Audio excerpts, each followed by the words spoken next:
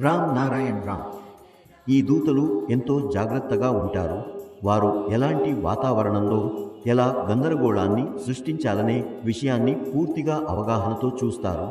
ఒక నిర్దిష్ట బిందువులో నుండి వారు గురు శిష్యుల మధ్య అపోహను సృష్టించే పరిస్థితిని కలిగిస్తారు, వేర్పాటు కలిగిస్తారు. ఉదాహరణకు, వారి నిబంధన ప్రకారం వారు 10 లక్షల మందిని ఆకర్షించి వారిని 16 మోతాదుల స్థాయికి తీసుకెళ్లాలని నిర్ణయించుకుంటారు. అయితే వారు ప్రయత్నించే విషయమేమిటంటే ఆ 10 లక్షల మందిలో 8 లక్షల మంది అక్కడికి చేరుకోకుండా అడ్డుకోవడం.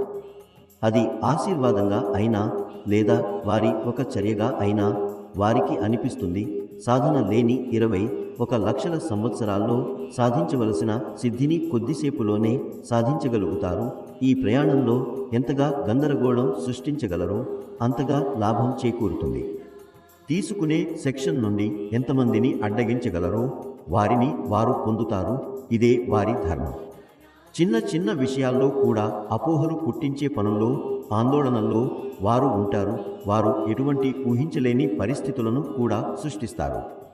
అయితే ఈ అపోహలు పిల్లల మధ్య అంటే శిష్యుల మధ్య మాత్రమే సృష్టిస్తారు.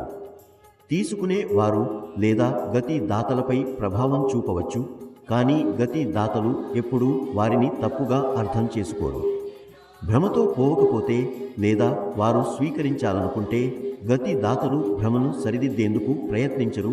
కానీ వారు తప్పుగా అర్థం చేసుకున్నప్పుడు, వారు తప్పు చేసినప్పుడు వారు నిందిస్తూ దూరమవుతారు.